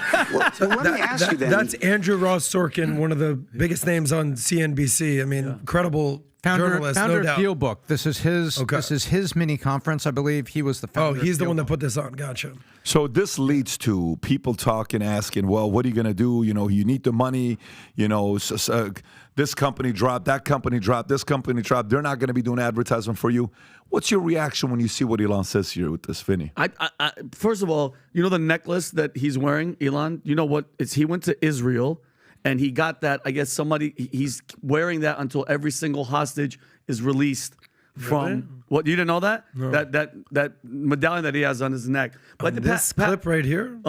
No, he has a medallion on his neck. But anyway, Pat, when I see something like that, I think it's somebody that's obviously that doesn't hate any race, a guy that's trying to save the human race with all the innovation that he's doing to try to get him and try to go against money. I love the attitude of that's go F you money. When you have that attitude and you have that much money, all the stuff that they always try, Pat, nobody with that much money, like they don't really go after billionaires like this. For that attitude, that's basically saying for the threat F you, I respect the shit out of him for that. Tom. I think there's a difference between FU money and the attitude. People say, man, look at that athlete, man. He's not kowtowing anymore because he's got FU money. They say the same thing about celebrities. There's two sides to it. One side of FU money is now you get to be arrogant, do whatever the hell you want in life. And okay, but I don't know. I'm not a big fan of that. The other side of it is you have enough resources, and I'm not going to call it FU money. You have enough resources that you can stick to your principles and live through what they want to throw at you in terms of canceling. Mm-hmm. And that is where Elon Musk is. He has enough resources that he can take the stance. People say, oh, he's got FU money. No, it's not FU money. He is saying, go F yourself. You have to listen to what he said right up in front of it. Wait a minute. Blackmail me? That's right. Blackmail me with money? Yep. He's saying, I can surf past that wave if you want to throw it at me. Now watch this here. Here's what's crazy. Elon Musk publicly called for the removal of Bob Iger, Disney CEO, criticizing Disney's decision not to remove ads from Meta platforms amid allegations of child exploitation, stating he should be fired immediately. Musk accused Iger of endorsing advertising alongside child exploitation material, asking why no advertisers boycott Bob Iger. You are endorsing this material. He also questioned the CMO of companies advertising on these platforms, saying, why do their chief marketing officers endorse child trafficking? Let's ask them. Musk accused these advertisers of effectively blackmailing him, saying, if someone is going to try and blackmail me with advertising, blackmail me with money, go F yourself. So the whole premise about this conversation was, why are you guys still advertising on Facebook? If this is so important, why are you doing it? Yeah. Or is it just about politics? Or is it just about what I stand? Or is it just about the fact that I'm challenging the status quo? So this guy's not slowing down. I love it. No, he's a very necessary voice for what he's doing right now. And Pat, I sent Rob. I sent you the Slack, Pat, about the necklace, just so people understand them down. This is the guy that we're supposed to think hates Jewish people. Go ahead, Rob, if you could play it. There you go. Why don't you tell everybody? This says bring them home. The hostages. It was given to me by the parents of one of the hostages. And I said I would wear it as long as there was a hostage still remaining. And I have. The Jewish people have been persecuted for thousands of years. Everyone here has seen the massive demonstrations for Hamas in every major city in the West. Including schools. That should be jarring. Yeah. You know what I mean? That's for, dude. That guy, I'm supposed to believe that this guy hates Jewish people. Give me a fucking break. Yeah. Sorry for the language. Well, give me a break. You tell me, did he seem a little emotional as he was saying that? He was about to cry. Okay, I've never seen Elon Musk ever show any real type of emotion. Once with 60 Minutes where he was being judged. But Adam, you're Jewish. You don't feel this dude? Oh, look. He's come out and said that he's sort of on the spectrum, right? He said that he has. Okay, that is known for not having emotion. So the fact that something like this moves him to emotion just shows that, he feels very deeply about this. Look, as far as the Elon Musk companies, we've seen this happen before. Short term, they could take a hit. Right? They're going to lose some advertising. I'm sure their CEO, Linda Yaccarino of Twitter and X, is not happy. Vinny did an amazing video about that, what's going on over there. But we've seen this happen when he went and smoked weed with Rogan. Tesla stock took a hit a little bit, but they reach all times after that. I think that, as Pat always says, that X or Twitter is going to be $1 trillion company one day. This is just sort of a blip on the radar right now.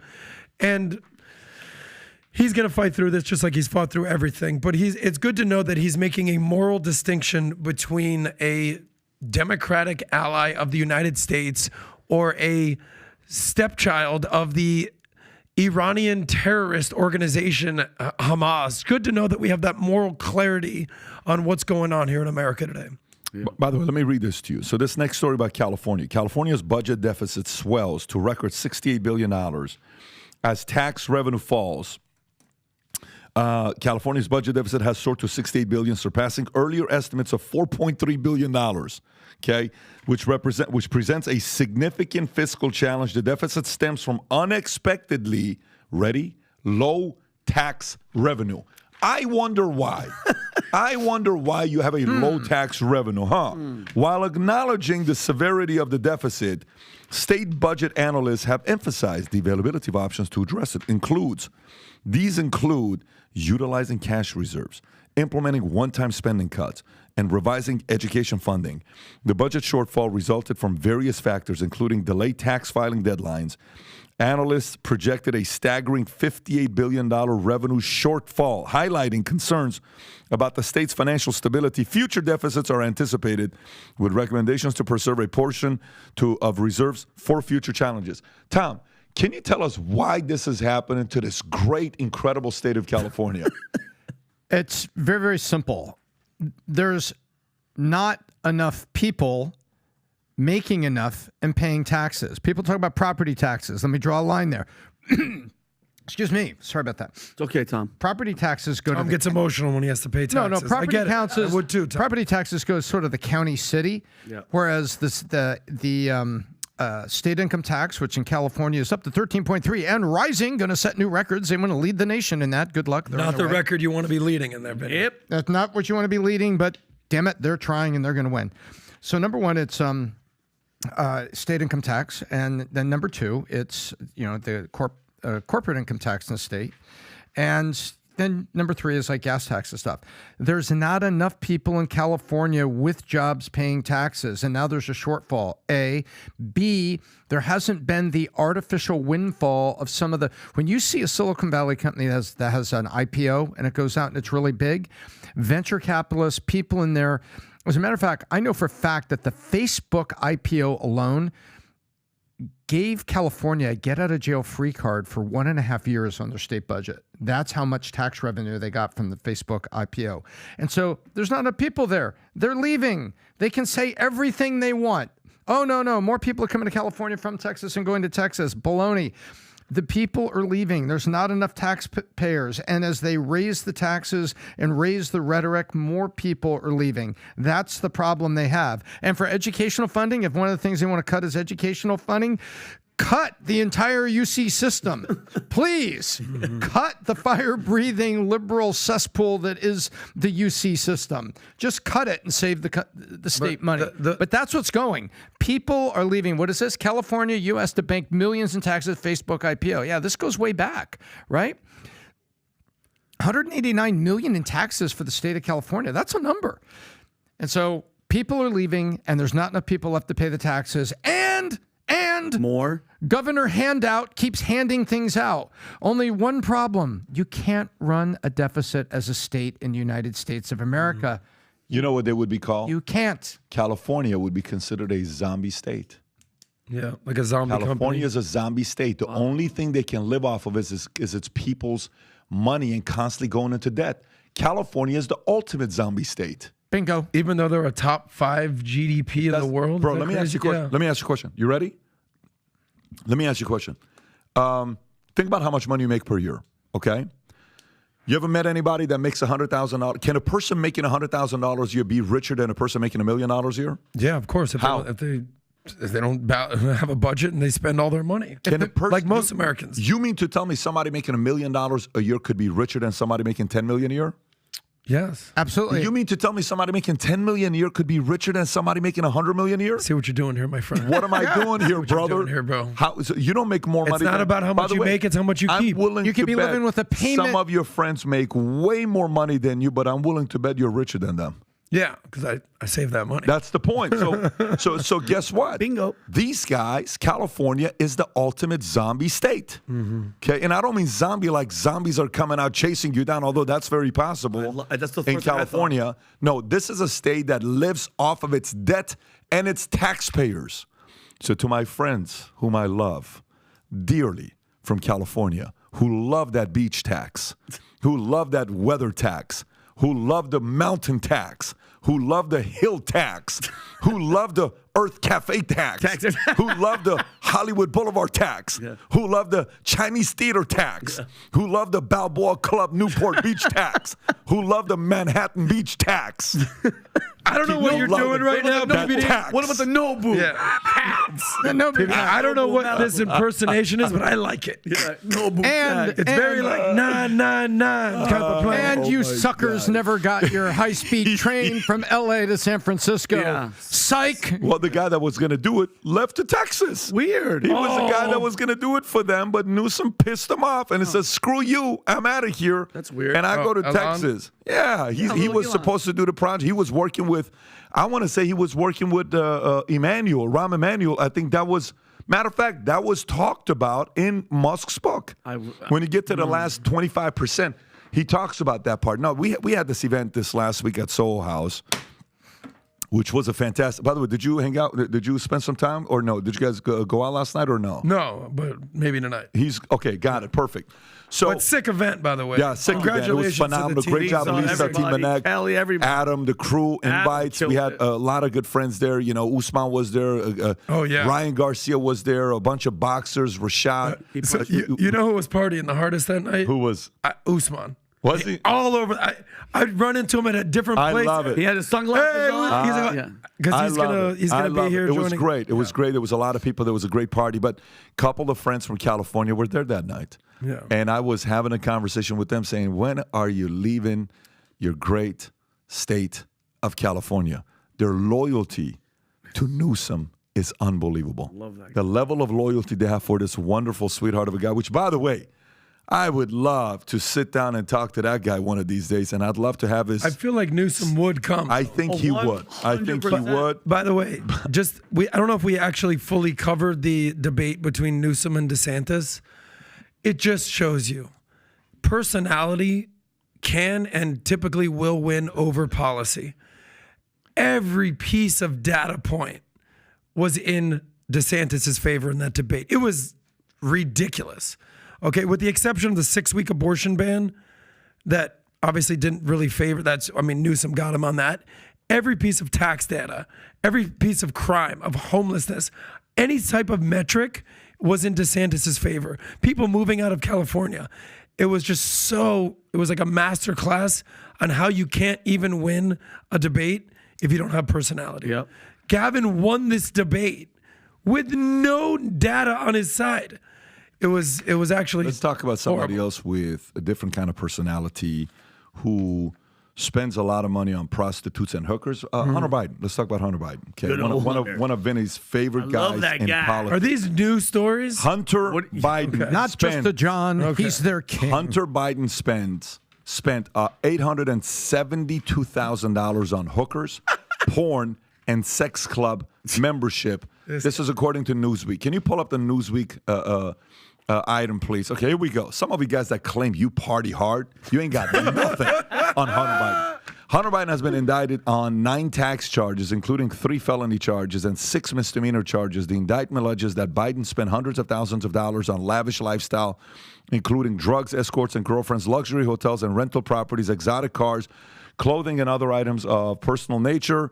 The charges relate to a period between 2016 and 2019. Prosecutors claim that Biden used various deductions to avoid paying taxes, including categorizing expenses such as his daughter's law school tuition, house rentals for his girlfriend, and payments to escorts and dancers as business deductions. The indictment also states that Biden spent $10,000 on a sex club membership during this time. Oh my! So here it is. These are actual numbers, by the way. Let's go through them. This is broken indictment down? are the following alleged payments. Number one, various women. $683,000. Holy. Clothing and accessories, $397,000. Educational purposes, who the hell knows what that means? $309,000.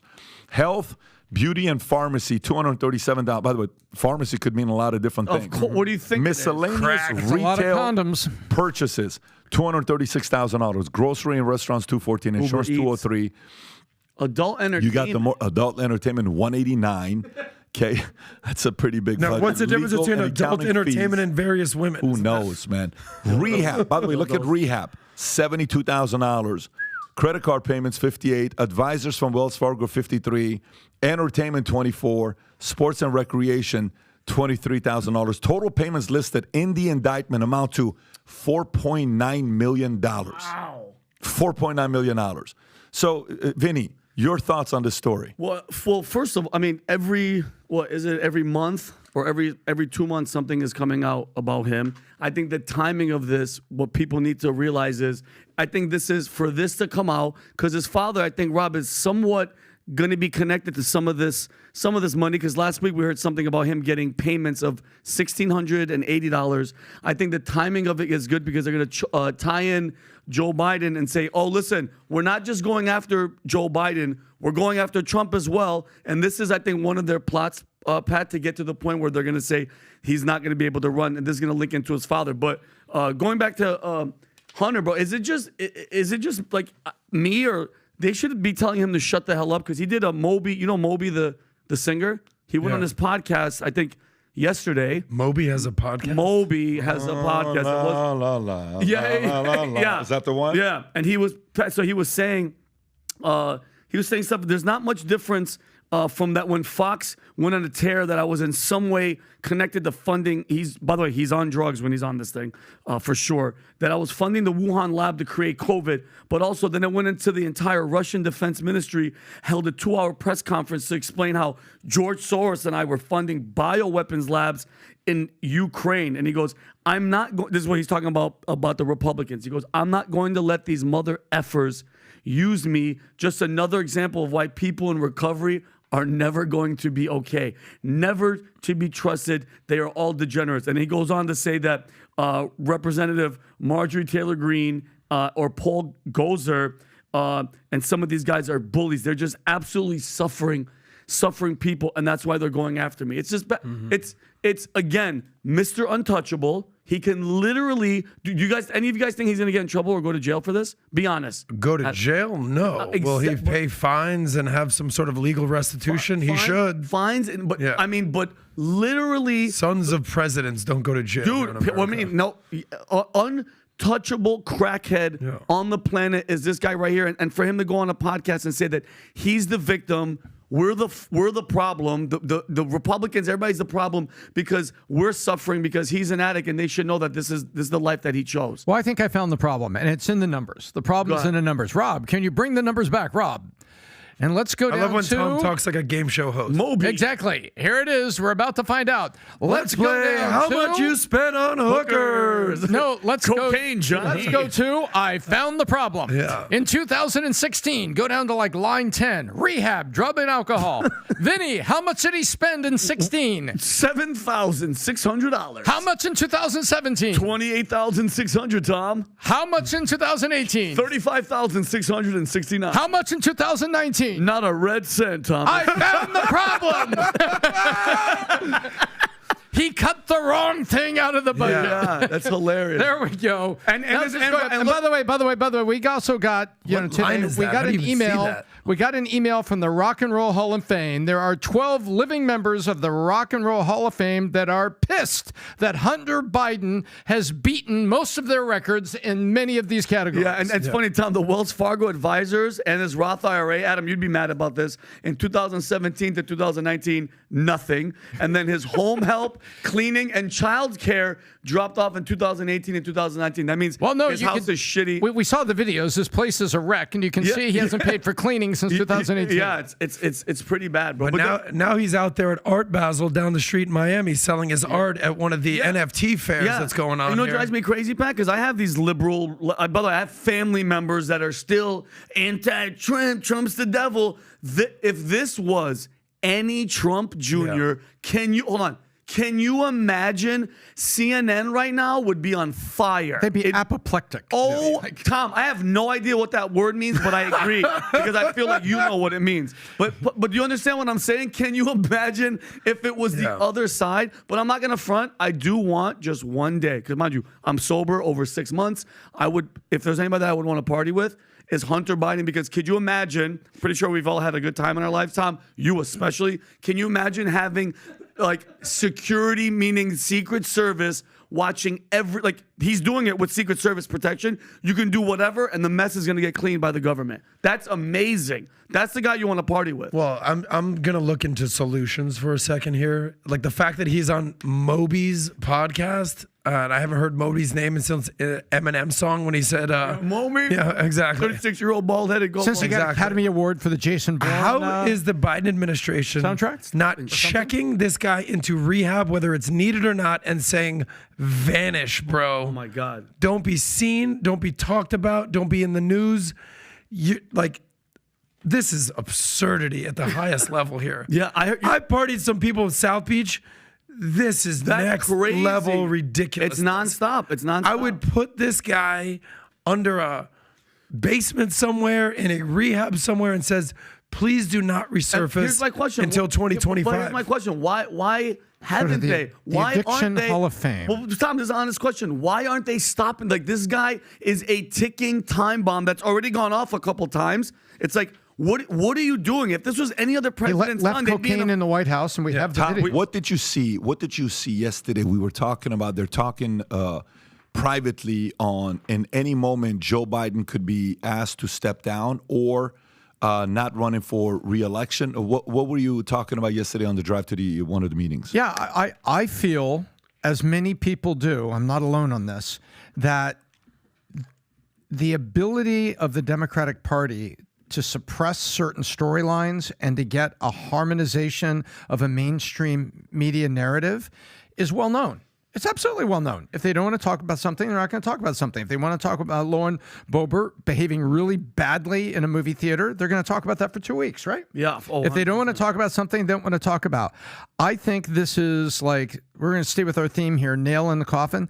This is one of many nails in the coffin that I think is already being orchestrated because Joe Biden is not going to be the candidate when November rolls around. And I agree with what I'm hearing from many people that it will happen with the superdelegate shift at the convention. So what we were talking about in the car, I think the fix is in, and they are allowing a lot of this stuff to come out, and they're allowing the mainstream media, they're even pushing it so that it's out there in front of the voters so that when Biden steps aside at the convention, nothing to see here, he's old and he's got to go take care of his addict son. We're moving on. I think that's the play, and we're seeing it play out. I think it's going to be deeper than the going helping the addict son. I think It'll be the convention. using the addict son and his name on some of these payments and all the corruption. This is just adding to the pie. Look, you will know that there is only 24 hours left in the political life of Joe Biden. Yeah.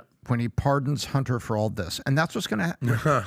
That's what's going to happen. He's going to pardon his son end to end for everything, and you will know there's 24 hours left, and that will be a quiet pardon that happens either immediately after the convention or going into the convention. And I know we talked about how Trump has approval ratings versus Biden's approval ratings. They've sort of been within that margin of error. They both are pretty low. This is the #1 story on Wall Street Journal right now. If you look at the app, officially, Trump takes 2024 lead as Biden approval hits new low. This is a new Wall Street Journal poll. #1 story on their thing. Gavin Newsom is coming. But this is a general electorate type poll. But if you look at the battleground states, if you look at Nevada, if you look at Georgia, if you look at PA, if you look at Wisconsin, if you look at Michigan, Trump's up 4, 5, even 10 points in these states. Those are the concerning things for the Biden administration right now and the DNC. Do you have that poll? Is that the poll that you were just talking? Can you go to the poll on how it shows the movement? Because when I looked at his chart, it showed the movement on what it was before. Is that in here or no? No, that's the actual Wall Street Journal article. Got it. And by the way, have you seen? Yeah, I saw that. That's kind of what I wanted to see. But have you seen? Take a screenshot and maybe send him the article so he has it. Have you seen what Melania Trump just said? What? Melania Trump just recently said she would like. She thinks Tucker would be a great vice president candidate. Where'd that come from? Like, where does that come out of the blue? For like, when have you ever heard an ex-president's wife going, you know what? I like that guy to be the vice president. That means she probably heard something. I mean, it came out of that blue right there? Yeah, exactly. You know she heard something. Come on. She heard something and went, I like him. You know when's the first time anybody said anything about Tucker being a VP? It was on this podcast. I remember. Wait, let me guess. It was called The Alliance between Elon, Tucker, and Trump. Bum, And by the way, you know what just came up about Tucker? Did you hear the story about what the negotiation was, why he went on X? Watch this here. This is the story. Rob, do you have that or no? On Tucker going starting his media company and what he got with Page Twitter 10. in exchange. Page 10? Is that the one? Is that the one this is? Let me see if it's in there or not. If not, you can pull it up. I'll show you the article as well. And I talked about this a couple of months ago. So here we go. Tucker Carlson, new media company, moves forward. I think they raised $15 million a couple months ago. We are opened our site for membership sales. Subscribers will gain access to exclusive content and behind-the-scenes footage, although pricing details remain undisclosed. Patel mentioned that the official launch will follow once, despite this departure from Tucker Carlson. Okay, go type in Tucker. Is this the one that says 50? So he went on Twitter X to do his show in exchange for 50 retweets with Elon. What?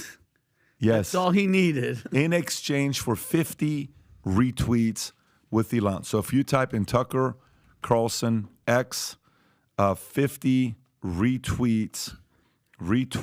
That's so weird. Musk. That's so it's smart. No, but this is exactly what I talked about when I said, why would Tucker turn down the $100 million offer we made to him? Mm-hmm. Because 50 retweets from Elon is worth more to him than $100 million. Think about that. 50 retweets is worth more than $100 million offer being made. And was it any specific or whenever not back to back or whenever Tucker goes, please retweet this one? What do you mean? Like which tweets of Tucker were? I have to show you guys this because you have to see it. You have to see it to understand what I'm talking about with him and Musk. But the idea is now Melania's saying, hey, maybe this guy would make a good VP. She would like to see him be a VP and potential candidate as a VP. Can you see Tucker as a VP, Tom? Do you think that would be a wise move to have Tucker Carlson as the VP for Trump? Absolutely. Tell me why. Well, number one, this guy is very well read. And not only that, his position statements and his point of views on the three key areas that a president really can impact. He can impact the economy through Treasury, number one. Number two, he can impact domestic policy through things that he puts out there, like a disaster area, recovery, things like that. Then also on foreign policy, who Secretary of State is and the positions that we take on the two things in foreign policy: defense-oriented positions, where you're giving guns to a friend, or economics. And those are the things that I think Tucker Carlson really has a very strong intellect on, and he understands how Washington works. So if that's the measure of a vice president, understanding how economic policy and then domestic policy in general and foreign policy work, then the guy has the credentials to be there, and he's very visible to the American voters. So now let's go the other way. You got to pick somebody who's visible. You got to pick somebody who's bankable, votable, electable, and he has all those. So if I look at it on a quantitative basis that way, the old method was, hey, you're not very strong in Texas. Maybe LBJ could be your vice president candidate and help you carry Texas. Yeah. That used to be the way it works. It doesn't really work that way anymore. It's all about the candidate, but the vice president can't be a drag. We all know who the vice president candidate was for John McCain, and she was a drag on the ticket. Mm-hmm. You don't want that.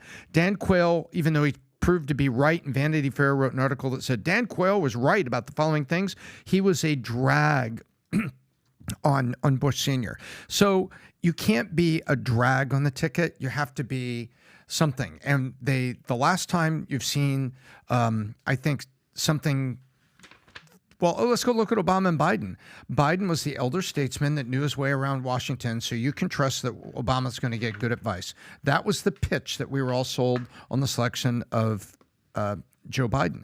And I think Tucker lines up very well. He checks all the boxes. He'd be a ferocious debater. Oh. And so I think, then you have to think, okay, one heartbeat from the presidency. Okay, could he be a president on the order of Reagan-esque conservatism that is been successfully malleable into the world in which we live today? And I think the answer is yes. I think, dude, imagine having him as vice president. He wouldn't be one of these Kamala do nothing. Just, by the way, don't even know what Kamala does or where she is. he'd be a phenomenal vice president. And then think about, like you said, Tom, he'd take the mantle, I think, because I think he's a true patriot. And then you never know. Maybe he'd put like a Vivek or somebody as his vice president. And then that line of just true people that care about this country will keep on going. And I think that'd be a great choice. I would love. I don't see it, guys. What? I don't see it. You don't see what? I don't. I think Tucker's an alpha. I don't think he's trying to take advice from and like listen to anybody, be number two for anybody. He walked into the UFC behind Trump and looked like a pretty good number two. I think Tucker is focused on building his media company. He's never ran for anything in his life. He's never expressed any interest for running anything in his life. And if I'm Trump, I want someone that's basically saying, get behind me, have my back, basically do what Mike Pence did for 3 years and 364 days, okay? And just follow my lead. And also, I don't see Tucker bringing any independent or votes that Trump doesn't already have. People that like Tucker already like Trump. It's no one new. The reason that he picked Pence was because Trump is arguably the least Christian dude out there on his resume, at least. So he needed that nice, white, Christian conservative named Mike Pence to get in line for that evangelical vote. So now, who's going to be on Trump's shortlist? I don't see Tucker. Run a poll and see. I see Tucker being a beast. I think on a debate stage versus Kamala, he would run circles around here. Of course. I just don't think he's going to carry any particular state. An article just came out. Yeah. Trump is reportedly planning a cabinet from hell for term 2. This is intelligence, sir. Donald Trump is reportedly considering a contentious roster of candidates for key cabinet positions in a potential second term. This list includes figures like Ohio Senator J.D. Vance, Arkansas Governor Sarah Huckabee Sanders, Arizona's Kari Lake, South Dakota Governors Christie Noem, Georgia Representative Marjorie Taylor Greene as potential vice president choices. Wow. Those are potential vice president. Vance, Sanders, Kari Lake, Noem, Taylor, and Melania Trump has expressed interest in Tucker Carlson, who could rile up the MAGA base, but would run the risk of upstaging Trump at rallies. Continues. Trump's intent to reward loyalists who have backed his claims of election fraud is evident in his potential cabinet appointments. These appointments may feature Stephen Miller as Attorney General or in a role related to immigration enforcement. Amongst the names in contention for cabinet positions are Lee Zeldin for Defense Secretary, Richard Grenell for Director of National Intelligence, and Steve Bannon for White House Chief of Staff. Oh, my God. That'd be crazy. But I think the Kari Lake vice president thing to get the female vote, too, that would be, I mean, Kari Lake would be, I think, a great decision. I like Christie Noem. I like Sanders a lot. You like Sanders? Sarah Huckabee Sanders. Oh, she's a beast. The problem is, you know what? Like the problem with her is she's not good looking. So I think that's not a good look. Tell us how you really feel. I'm just gonna look at her. Yeah. And that's like a good picture of her somehow. Adam, oh my God. Hold on. I'll be under the desk. Then optics and how you look actually counts. Okay. Now go to Christie Noem. By the way, it's the best picture of Sarah Huckabee Sanders I've ever freaking seen. Ever in your life? Christie Noem.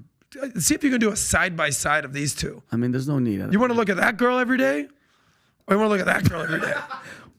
I think you know where I vote. What about Kari Lake? Sex sells, bro. Would you not be Kari Lake? You think Donald Trump is going to look at Sarah Huckabee Sanders and be like, not my first pick. Hold on. Sorry. But guess what? That's not what I'm into. If he's loyal to the people that love him, you can't even front. Sarah Huckabee Sanders was in those briefings every single day in a jungle with everybody from Jim Acasa's loser ass screaming at her every freaking 2 minutes. It was insane. It was insane, and she had his back. Well, she's never turned. That's your new VP right there? Listen. By the way, I'm a policy. I don't need to look at her face. If she's looking like the one in the pink right now, she could thank her candidacy choices to Ozempic because she looks like she's lost 100 pounds. Good for her. Adam, leave her Can't alone. fix an ugly face, though. I'm sorry. This is just being... But listen, anybody that's a loyal... She's loyal to Trump and she's about that policy. That's great, but I'd rather have Christie Noem. Oh, I saved the photo. I can't look at that anymore. She right, saved Ben? the world. She saved our economy. Too bad she wasn't more attractive. Yeah. You ever see Superwoman? Yeah, you can call. You know, maybe Adam needs to. They need to do a part 2 of the movie Shallow Hal. Yeah. Oh. And they say Shallow Adam, and Tony Robbins comes up. And next thing you know, Adam shows up and introduces to a girl.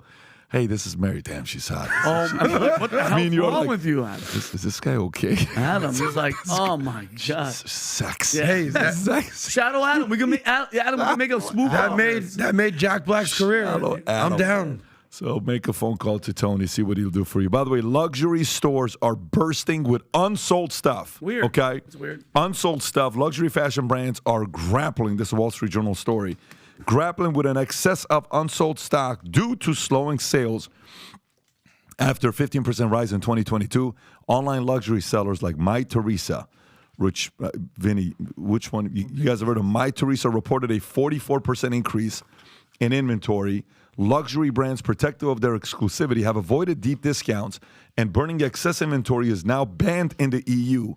Burning excess inventory is banned in the EU. They have focused on opening concessions and department stores to maintain control over inventory and pricing. Off-price outlets are becoming popular choice for luxury brands, representing 13% of luxury goods sales compared to 5% a decade ago. These outlets provide a way to clear stock while maintaining brand perception with value retailers. Retail Bicester collection requiring brands to offer an average of 35% discount to secure a spot. Interesting. Rob, can you go to the Rolex article I sent you? You know which one I'm talking about with what's going on with Rolex, with watches.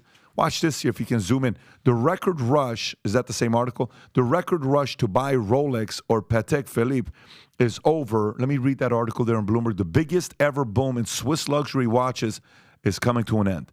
For 3 years, the industry enjoyed a surge of renewed interest that kicked off during the pandemic when wealthy and cash-flush consumers stuck at home began drooling over luxury mechanical wrist wear from iconic Swiss brands. The unturbocharged demand for timepieces like AP, Rolex, and others, boosting Swiss watches export to record sales. Damn, $25 billion francs, which is $28.5 billion. Tom, why do you think this is taking place with these luxury products, especially with the watches? Well, could it be that the boom at the top of the collector market? There was no boom at the top of the collector market. I collect, but not voraciously, watches. Great word. And the high end of the watch collection market hasn't gone away. It's still there, and people that had the money still have the money, and they collect them out of interest. The middle of the market was turbocharged by cheap money, and the cheap money has been spent. And so now the demand is down for the luxury items as inflation and other things with the economy have it was a spike. So that headline is actually correct. The rush to buy is over, and people rushed in and then they rushed out. And that's what's happening here.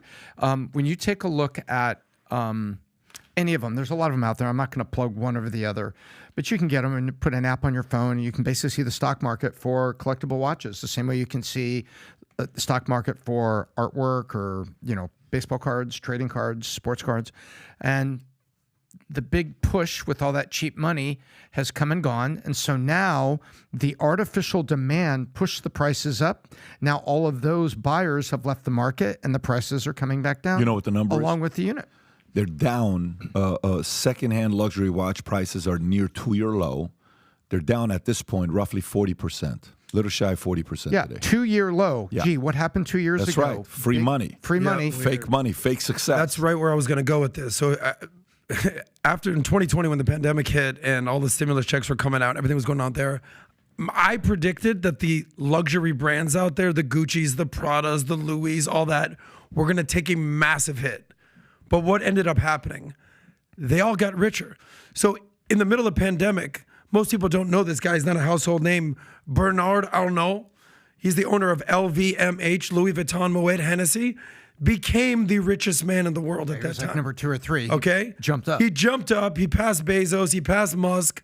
Now he's sitting comfortably at number 2. Elon's worth $250 million right now, by the way. Real-time billionaires list on Forbes.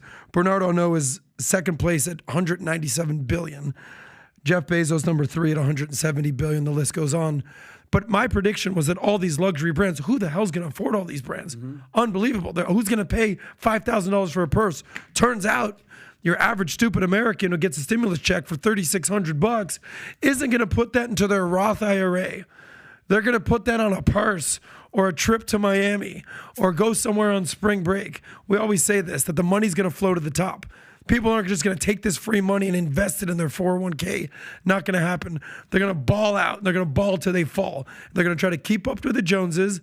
They're going to basically try to fake it till they make it. And that's how you have Bernard Arnault, the owner of LVMH, become the second or first richest man in the world, because the average person that's getting these stimulus checks is just going to just spend all that money. She's going to make me move to Miami. I mean, it's and like they beyond faked it, right?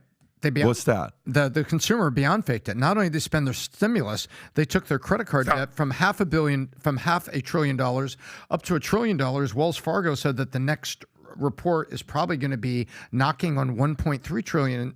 And BNPL is what they're using. Buy now, pour later. Is basically what's going on. Well played, Tom. And so they didn't just get drunk and go out and buy things, but now they're tapped out. And guess what's happening? Now the brands are coming down.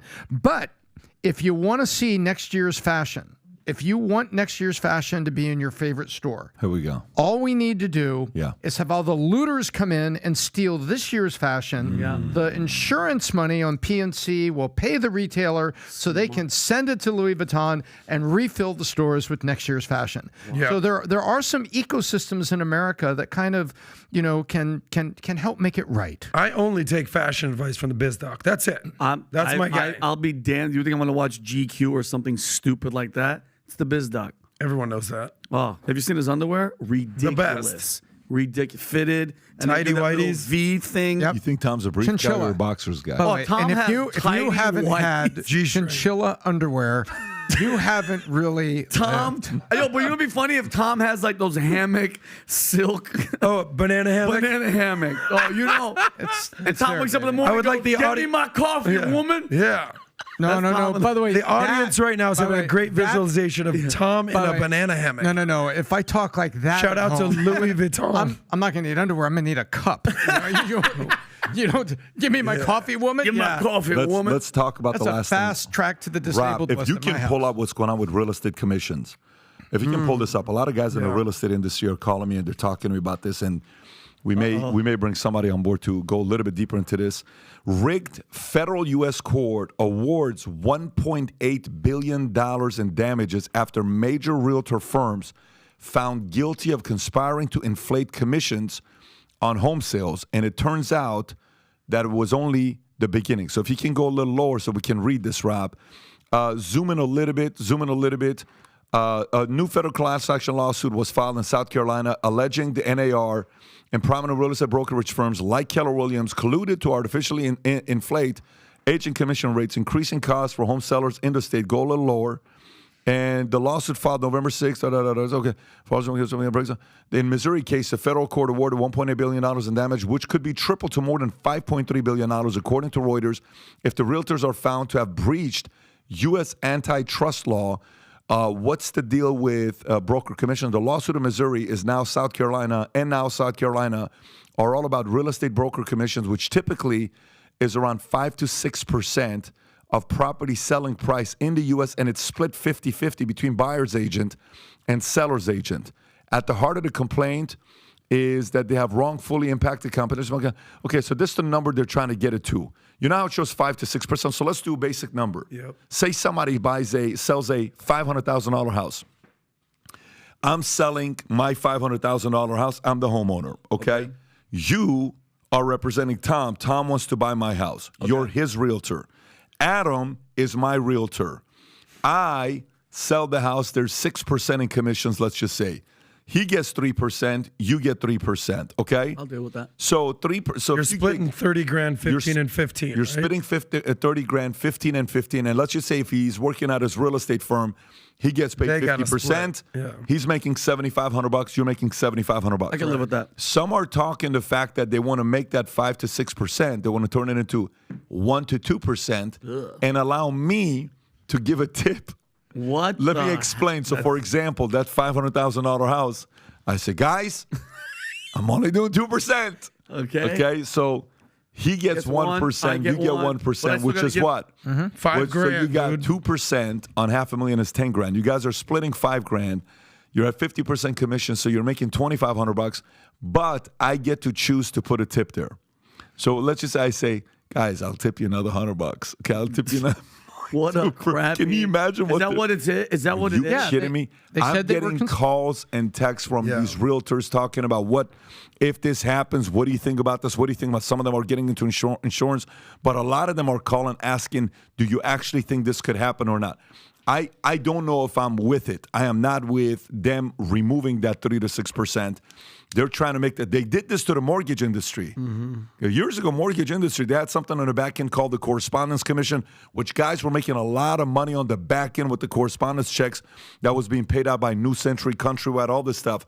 But if it goes this direction, real estate's going to take a hit with some of the bigger players. Tom, what are your thoughts on this yourself? Well, commission adjustments have been happening at the high end of the market for years. Yeah, I was just at the high end of the market, let's say, and this is going to sound really big to people, but a $5 million house sells, and if it's a 6%, that's $300,000 that the seller put out there. Now, there's real cost in there, but title insurance and a lot of other things don't cost $300,000. So now let's split it. 150 for each side, and then if that is split, say, 66%, the realtor gets a $100,000 commission to sell the one house. That is a little bit less than 2x the average income of the average American. So that's pretty big. And so usually what will happen at the high end, they'll say, okay, we'll do a 6% commission on the first $500,000 and we'll do 2% or something thereafter. And then you'll even see sometimes in the listing saying, flat 2% commission. And so they're letting the buyer know what kind of stress is or isn't on the seller. So the adjustment commission has been going on for a while. The other side of it is Redfin, Zillow, and OnlineRealtor.com have slowly removed a lot of the benefit that your realtor gave you. The realtor used to do real research and go through the MLS and bring you a package of homes to look at. Right. And then they would say, hey, Vinny, you're talking about having a child next year. If you're here more than 10 years, or when the child will now be like in 3rd, 4th grade, this school district over here is by far the best in the city. Realtors used to provide all that. Now, they argue that they still do that. But what's happening is people are coming back, wait a minute, I get a lot of research from Zillow, I get a lot of research from Redfin. Why should we be paying this? And why should you be prohibiting the little home, the $500,000 home, from negotiating? Because the realtors won't. They'll negotiate with somebody selling a $5 million home. Before you open your mouth, before you get upset, we will adjust our commission to get the big listing, the giant listing. But the average homeowner says, gosh, 6% on this, that $30,000 means a lot to me. As the seller, I'm going to give up $30,000 of basically appreciated equity in my house when I sell this. Those are the people that are in the class action that are saying, you rigged this. Why shouldn't I find my cousin Sarah who will be willing to do it for 2% and 2% or something? Why shouldn't I be able to do that? That's the root of the suit, is them saying, nope, screw you. It's 6%. You can't negotiate it. Why? Well, because I work for Keller Williams, they won't let me. That's why they're named. I work for RE/MAX. They won't let it. It's a standard deal. See right here in your listing contract, it's a standard deal. Well, not if I had a giant house. Well, it is for your little one. That's the way it goes. And that's what's going on. I think we all know that anytime that you're dealing with, high net worth individuals or anything in the $5, $10+ million range, there's going to be some sort of commission cuts negotiated. If you're selling a $20 million house, you're not just going to let the advisor or the real estate agent take their typical 6% fee. Even in my business, if I'm dealing with a $10 million policy and the commission is going to be $500,000, they say, hey, look, man, what can we do on this? We don't want to be pigs. We don't want to lose the business. We'll cut the commission in half, what it comes down to. But for your average case, like your average house these days is worth what? $300,000? With 6% of that, okay, you're talking $5-10 here. How are these agents supposed to basically work and do this? Because a lot of these agents will put in money to market the property. There's no question. To put in all the work. A lot of work. It's not exactly easy to do this. Yeah. So what's going to end up happening are the high-end guys who are already making millions of dollars a year. They'll figure it out. There's going to be so many agents who can't even basically afford to feed their family at some point. So I'd like to see where basically this comes in, because we can look at the high-end markets. Those guys are going to be fine. They've already made their money. They've already made their mark. They'll work out commissions. Probably they're unchanged. They're selling $10 million houses. They'll figure it out. They'll reduce their commission to 1-2%. They'll still make their couple $100,000 on their commissions. All good. It's the guys selling $250,000 houses, the woman selling $500,000 houses, that they're going to have to basically come to terms. What do you think is a fair commission for the national average? Whatever the seller, this is my opinion, whatever the seller is willing to pay for the quality of a realtor to sell your house. Good point. I think that's free market. Let me decide what I want to pay my guy. Okay? So if I want to do, if a guy comes in and he's got a buyer that's going to buy the house for a number that I can't get from another realtor that's newer, go for it. Okay? If you're actually going to put in the work. I remember one time, Tom remembers this. I remember one time I sold one of my houses in LA, and his realtor was a newer realtor, and I did a favor because she was going to the same church. She comes to these multiple appointments. Adam, I am furious because she has no clue what the hell she's doing. She's never sold a house bigger than $600,000. And this is going to be her first ever $1 million home she's selling. And you did her a favor? You know what I told her to do? Do you remember what I told her to do? Go back I told to her, church? I said, don't show up when this. I said, there's only one way I'm going to continue working with you. When the client shows up, I don't want you here. Don't show up.